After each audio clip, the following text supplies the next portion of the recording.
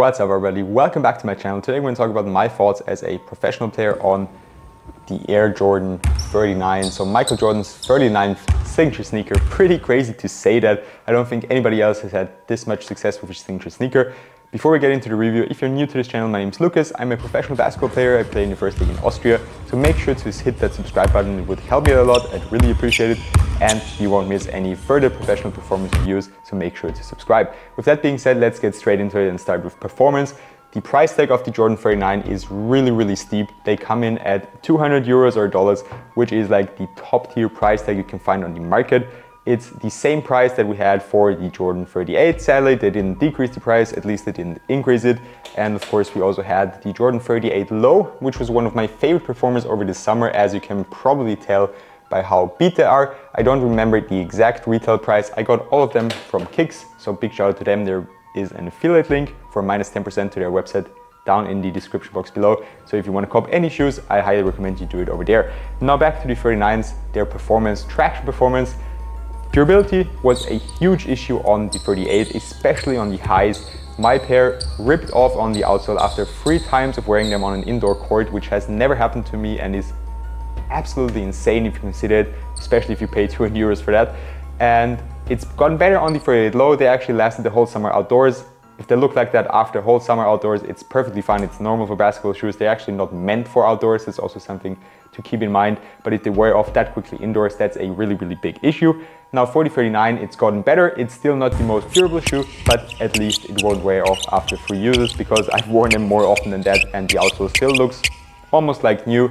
Just the dust that gets stuck on there, which is also simultaneously the biggest downside of traction performance.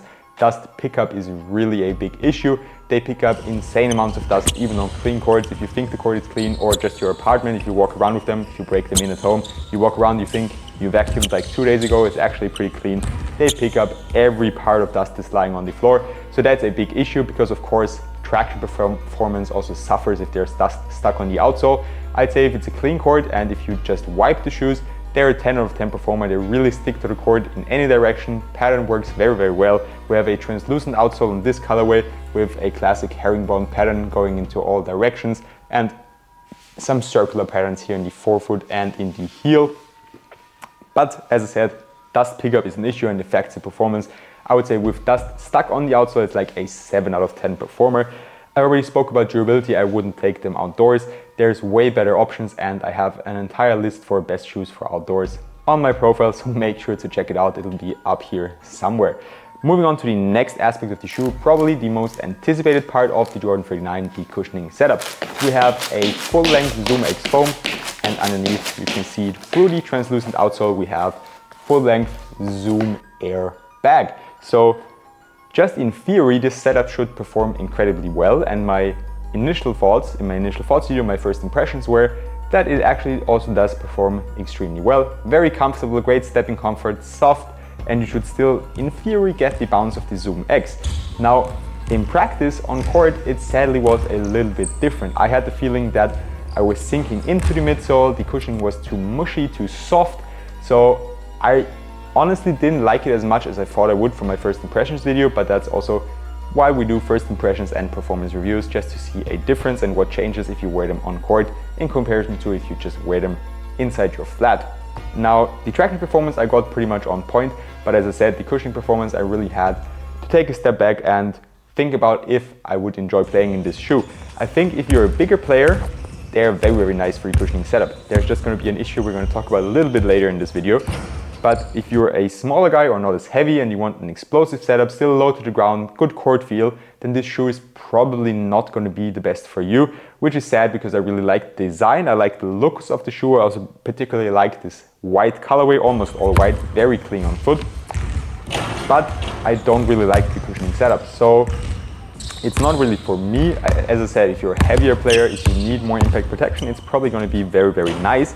But the issue with that is going to be that the support features are not made for bigger and heavier players. So again, I'm wondering, who did Nike or Jordan Brand have in mind when creating this shoe? Essentially, it's Michael Jordan's signature shoe, but is it like for a 50-year-old Michael Jordan that's just walking around at home needing nice cushioning, or is it for a 20-year-old explosive MJ who was going up for dunks, needed like a bouncy setup? Kind of like the Zoom X setup on the Nike GT Cut Free. I also have a comparison review of those two shoes, so make sure to check that out, as they're eerily similar with the €200 price tag and the Zoom X cushioning. But for the support features, we don't have a shank plate on a €200 shoe, and that's absolutely insane and really almost highway robbery. If you just look at it, it bends, it twists. You know I don't like that. At least it's not as easy, but on the 38 we had this nice X-shaped plate right here that was going through here, through the outsole. You can see the X here, going up here, going up here. And it worked pretty well as a shank plate. It actually provided good torsional support. I had no issues whatsoever with the 38.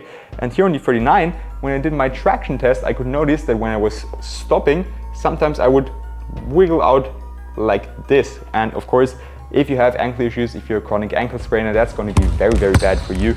My recommendation if you're looking for ankle braces are the Betterguards ankle braces. They're a sponsor of mine. You can also find a review. Just a quick heads up, I use them for every game and content practice. They're absolutely amazing. Getting back to the Jordan 39 support features, everything else is pretty nice. You've got a heel counter, you've got a good working lacing system, and you have a relatively wide base. So essentially, there's just a shank plate missing, and if we're honest, for €200 or dollars, that's the least you can ask for. From Way of Weight, you get shoes for €160 or dollars that have two carbon fiber shank plates, not even plastic, but a carbon fiber shank. So Nike or Jordan brand could at least give us a plastic shank, like on the GT Cut Free or the LeBron 21, or. For the materials of the Jordan 39, there is a little bit of confusion going on. I saw some other reviewers say they're using leather, and I do agree, they do look a lot like leather, but if you look on those little tags that come on the insole of a shoe, it says the upper is 100% synthetic, so I believe it's a synthetic leather. Just a heads up, if you want real leather, probably not get this shoe. I saw there's an Ama Maniere colorway coming out, so maybe these are gonna have real leather because the upper look very different, but the regular colorways should have synthetic leather only. How did the materials perform? How did they feel on foot? Very nice, actually. I enjoyed them. That was probably the nicest thing about the Jordan 38 for me. I really loved the material setup, very soft, no break-in. I especially liked this mesh upper here, which was great for my wide feet.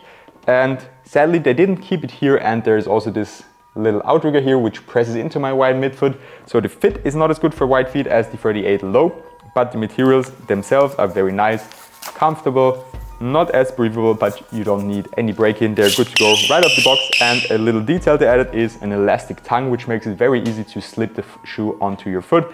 And they're also nicely padded in the heel area. And I also believe that the materials will be very durable, as there's a lot of layers and the materials are quite thick. Now for the last part of this video, we're talking about the fit of the shoe. I already mentioned that they're not as good for wide feet as the Jordan 38 and the 38 low, sadly. They'll still work, but it's just not going to be as comfortable if you have a wide midfoot. And in my personal opinion, they also run a tiny little bit long. So if you have narrow feet or if you like a really tight and snug fit, I would recommend going down half a size. If you have a normal foot shape, you should be good with going 2 size if you like a little bit of extra wheel room here in the toe area. But of course, the safest way is to try them on in store. With that being said, that's all I have for you today. Just a little reminder, make sure to subscribe to my channel if you liked the video. Leave a like as well and comment your thoughts on the Jordan 39. Did you play with them? Did you like them? Did you hate them? I'm really curious to find out. And as always, have a good one and see you next time.